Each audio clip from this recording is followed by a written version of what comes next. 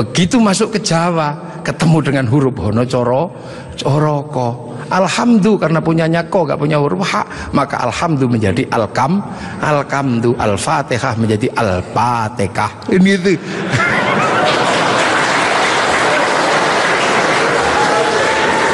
Nah ini orang kalau ngerti proses kodifikasi Quran pasti tahu. Ketika masuk ke semua negara pasti berbeda. Al-Fatihah menjadi Al-Fatihah. Dan ini yang dialami oleh Bapak Presiden Republik Indonesia.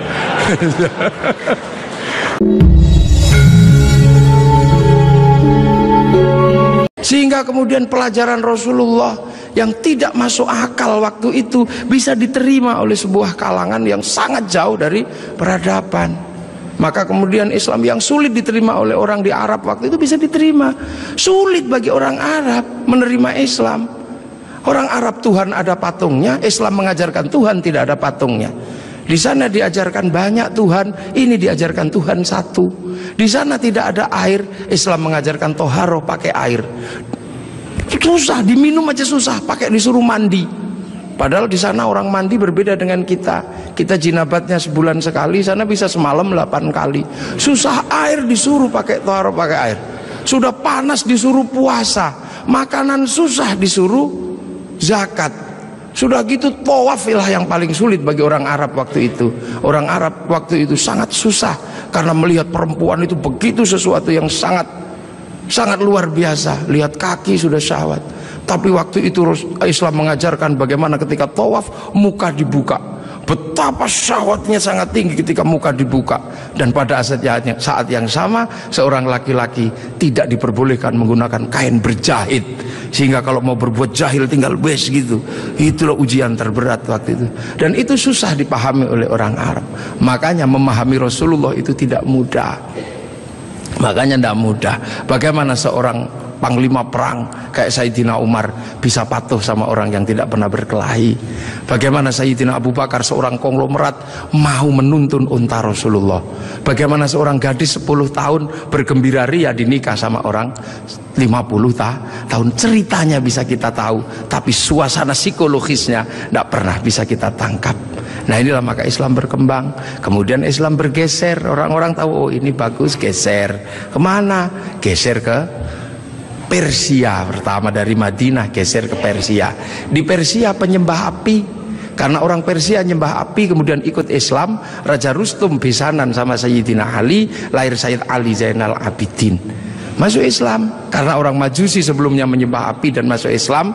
Nah, orang Majusi kalau nyembah api ditaruh di bangunan tinggi namanya Manaro.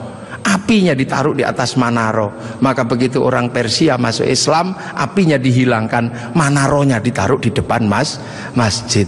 Seluruh dunia Islam melihat Manaro kok bagus di depan masjid, maka kemudian semua berlomba-lomba bikin Manaro. Sampai Jakarta bernama Menara. Tiangnya adalah tinggalan orang Majusi. Lah kemudian di situ terjadi peristiwa yang luar biasa. Setelah itu, sebelum sampai ke sini, terjadi peristiwa luar biasa. Pada tanggal 10 Asyura, seluruh cucu-cucu Rasulullah terbunuh oleh Yazid bin Muawiyah. Maka bulan Asyura adalah bulan duka kaum muslimin dunia. Makanya orang Indonesia terutama di kampungnya Bapak Presiden menyebut bulan Asyura dengan sebutan bulan Suro. Ekornya saja yang diambil. Karena orang Jawa itu sukanya ngambil ekornya aja. Muhammad diambil mat, Asyura diambil suro. Makanya di bulan Asyura orang berduka karena terbunuhnya cucu Rasulullah. Maka di Jawa ada tradisi tidak mantu, tidak nikahkan anak, itu karena bulan duka. Di Jogja ada yang namanya keliling beteng. Maksudnya di bulan Suro jangan terlalu banyak mulut, jaga mulut. Nah di Solo mengikuti kebo Kiai Slamet, kalau kebonya keluar taiknya diusapkan ke seluruh tubuh. Ini bulan duka, jangan bersolek. Dan biasanya bulan Asyura di Indonesia diikuti dengan santunan anak yatim. Nah inilah. Dan dari situ terus Islam bergerak, makanya monumen-monumen itu. Lahir Sayyid Ali Zainal Abidin.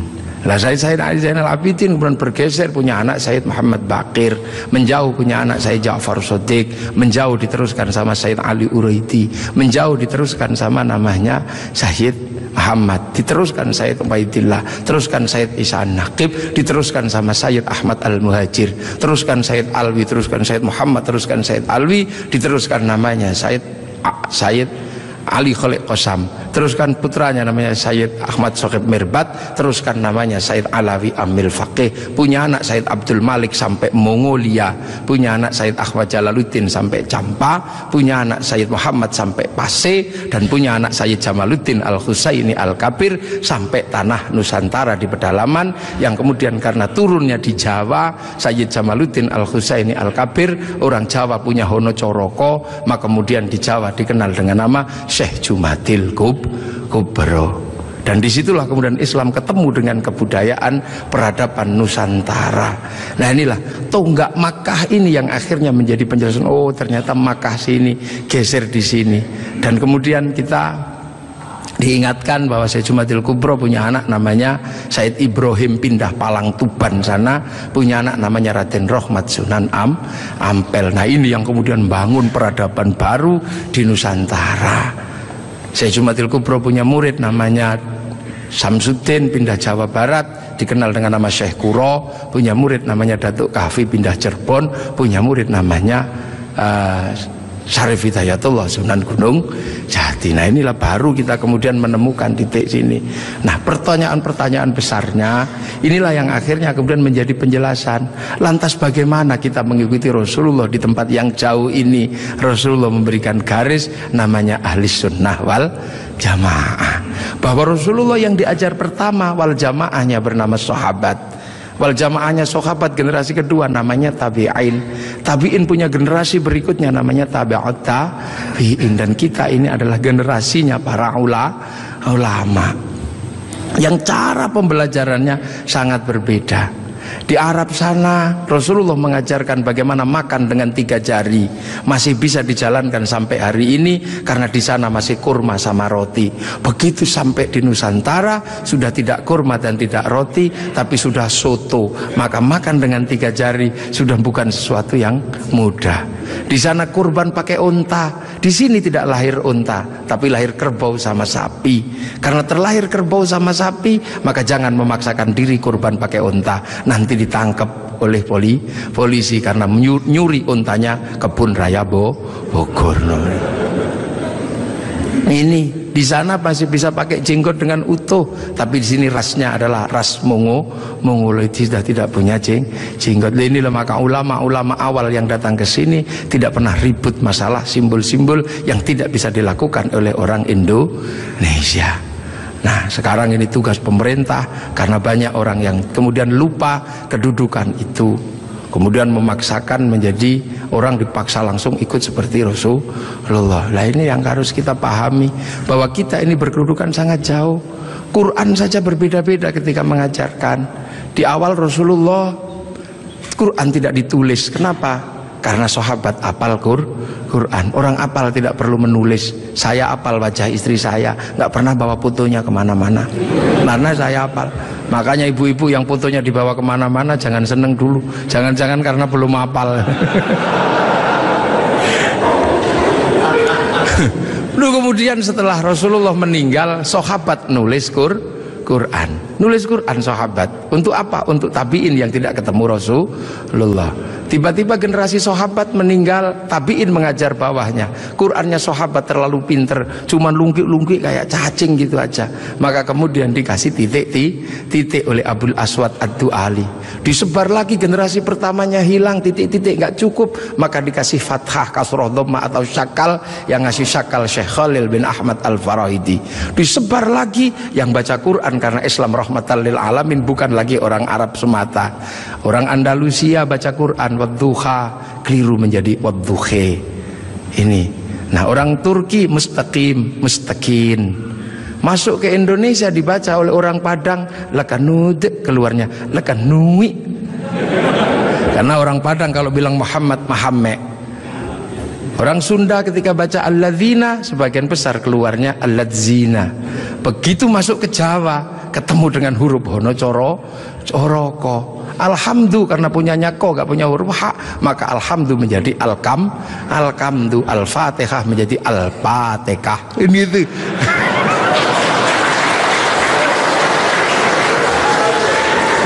Nah ini orang kalau ngerti proses kodifikasi Quran pasti tahu ketika masuk ke semua negara pasti berbeda. Al-Fatihah menjadi Al-Fatihah, dan ini yang dialami oleh Bapak Presiden Republik Indo.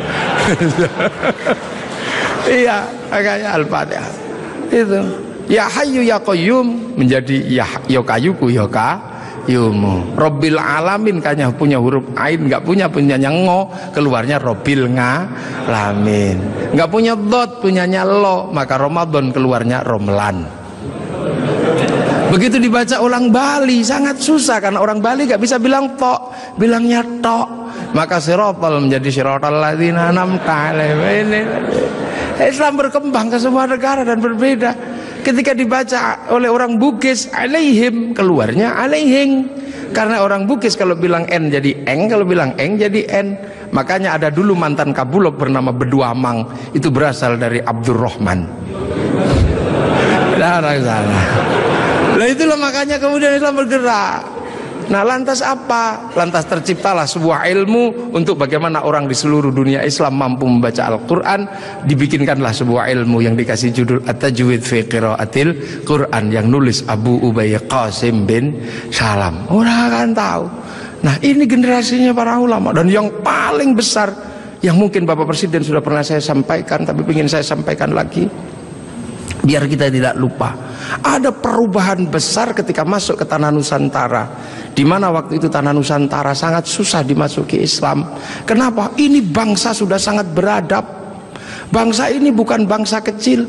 Tahun 1222 ke atas sebelum tahun 1300 sudah mampu menaklukkan Mongol yang menaklukkan Eropa, menaklukkan Arab, mampu ditaklukkan oleh kekuatan Nusantara yang namanya Singasari. Makanya hal itu bisa kita lihat betapa kita bangsa punya tinggalan-tinggalan yang luar biasa. Orang Arab punya alat musik yang namanya terbang, terbuat dari kayu dan kulit. Orang Eropa punya alat musik yang namanya gitar, terbuat dari kayu dan tali. Tapi orang Nusantara salah satu alat musiknya adalah gamelan, terbuat dari logam. Hanya bangsa yang menguasai ilmu pertambangan yang maju dan penguasaan metalurgi yang mapan mampu membuat alat musik dari logam. Dalam cerita-cerita besar, kita juga punya cerita besar yang sama. Orang Eropa punya cerita tentang Cinderella, kita punya cerita bawang putih, bawang merah. Orang Eropa punya Samson, orang Arab punya Sam'on, kita punya Bandung Bondowoso. Kita punya Sangkuriang, kita punya Si Pahit Lidah. Orang Sanya punya cerita Romeo Juliet. Orang Arab punya cerita yang namanya Laila Majnun. Kita punya cerita Andi-Andi Lumut. Kita punya cerita, banyak sekali cerita cinta di Indonesia. Sana punya cerita namanya Kura-Kura Ninja. Kita punya cerita Kancil Nyuriti. Sama saja, apa bedanya? Bahasa-bahasa kita juga bahasa-bahasa yang tidak bisa direndahkan. Orang Inggris bilang rice, orang Arab bilang rus, orang kita bilangnya macam-macam. Kalau masih di sawah namanya padi, kalau sudah dipanen namanya gabah, kalau sudah digiling namanya beras, kalau patah-patah namanya menir, kalau dibungkus namanya lontong pakai daun, kalau dibungkus pakai namanya ketupat pakai janur, kalau tidak dibungkus namanya nasi, dicuri satu namanya sebutir nasi, kalau diublek-ublek namanya bubur, pantatnya gosong namanya kerak atau intip. Sana cuma rice sama rus. Ini yang kita tidak boleh malu menjadi bangsa Indonesia. Semua yang kita miliki sama. Ini menandakan bahwa kita pernah menjadi sebuah bangsa yang besar, berkasta-kasta, berbeda-beda. Maka kemudian Islam mulai memperkenalkan konsep besar sehingga kita punya bangsa dan negara. Konsep besar apa? Diperkenalkanlah bagaimana hidup bersama, saling menjaga. Diperkenalkan konsep besar namanya musyarakah, yang akhirnya dikenal dengan bahasa masyarakat. Kalau sudah jadi musyarakah, semua harus saling mengerti dan saling bertanggung jawab. Maka diajarkanlah menggunakan kalimat Rasulullah, kullukum ra'in wa kullukum mas'ulun an ra'iyati. Raja dan hamba dihilangkan, diganti dengan ra'iyah, yang diserap ke bahasa Indonesia menjadi rakyat. Dan satu-satunya bangsa Islam di dunia yang mampu mengadaptasi kalimat ra'iyah menjadi rakyat hanya ulama-ulama Indonesia. Hanya ulama Indonesia. Nah kenapa? Karena kita ini pilihannya berbeda. Pilihan bangsa yang disebut wa ja'alnakum syu'uban wa qabaila. Disinilah tempatnya. Arab tidak ditemukan bangsa yang berbeda, mereka satu bangsa. Eropa satu bangsa. Arab satu bangsa dipikul puluhan negara. Eropa satu bangsa dipikul puluhan negara. Tapi disinilah ada satu-satunya tempat puluhan bangsa bisa dipikul oleh satu negara, Kesatuan Republik Indonesia. Makanya harus disatukan. Tidak ada lagi raja hamba, yang adalah ra'iyah. Kalau sudah ra'iyah, tidak boleh lagi menyebut kafir. Kenapa? Karena kafir adalah orang yang menentang Allah dan memusuhi kaum muslimin. Kalau sudah hidup bersama, namanya dhimmi. Kalau sudah saling bertanggung jawab, namanya ra'iyah. Maka ketika para ulama sudah menyebut kita dengan sebutan rakyat, jangan lagi kau turunkan derajat ra'iyah menjadi derajat kafir. Maka tidak ada lagi kata kafir di Indonesia, karena sudah ra'iyah atau rakyat. Ini kenapa para ulama sepuh tidak ada yang menyebut kafir.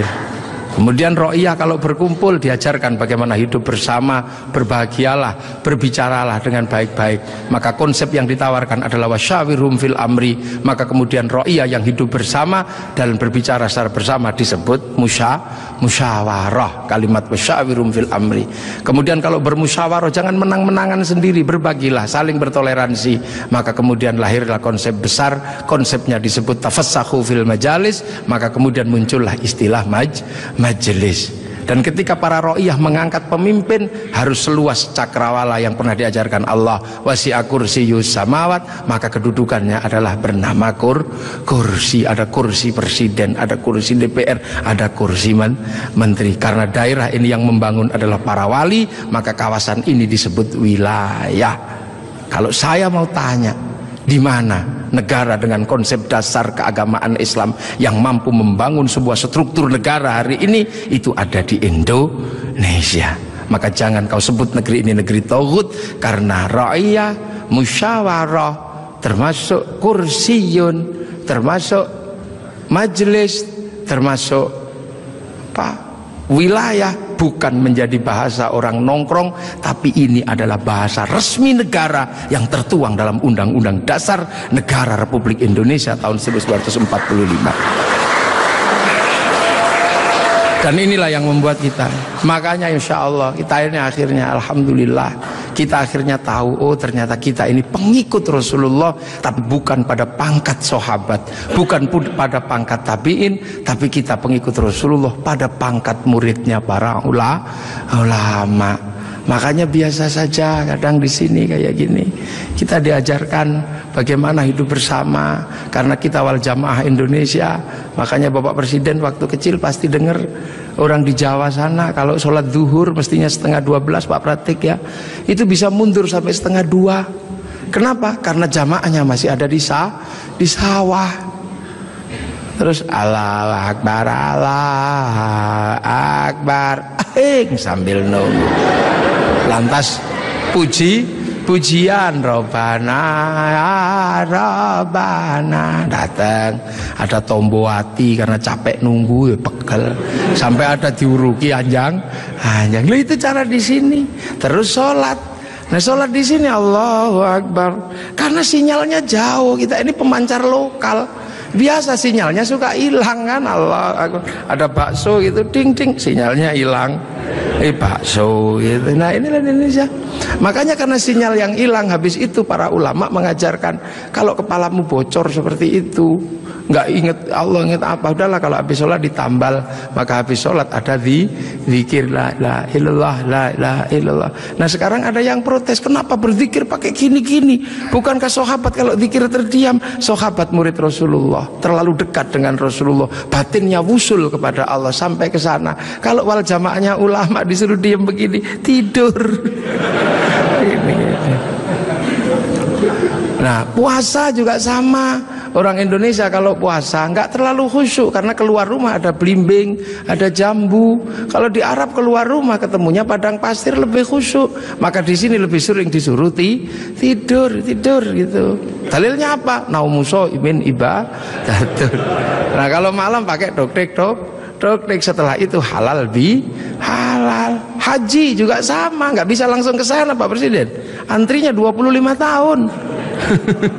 Makanya orang sini capek nunggu Daripada capek, nempelkan gambar Masjidil Haram. Ini Pak Menteri Agama. Biar tidak terlalu capek, biar agak senang dikit, latihan dulu di alun-alun Bogor. Labbaik Allahumma hajjan. Ihramnya beneran, niatnya beneran, tapi Ka'bahnya triplek. Lah ini namanya mana sih haji? Lah ini wal jamaahnya baru ini, dan ini ada di Indonesia. Itu akhirnya orang tahu pangkatnya dengan Maulid. Oh, Rasul Mekah, kita Indonesia. Ada jarak yang sangat panjang, ada jarak waktu, ada jarak ruang. Nah ini kalau kita pahami dengan bahasa yang sederhana, fa insyaallah Islam di Indonesia akan tetap menjadi Islam yang ramah, Islam yang tidak kasar, Islam yang tidak gerasa gerusu, mampu ngayomi seluruh manusia yang berbeda-beda, seperti Rasulullah yang anittum harisun alaikum bil mu'minina raufur rahim ihdinas siratal mustaqim. Assalamualaikum warahmatullahi wabarakatuh. Allahumma shalli ala Muhammad.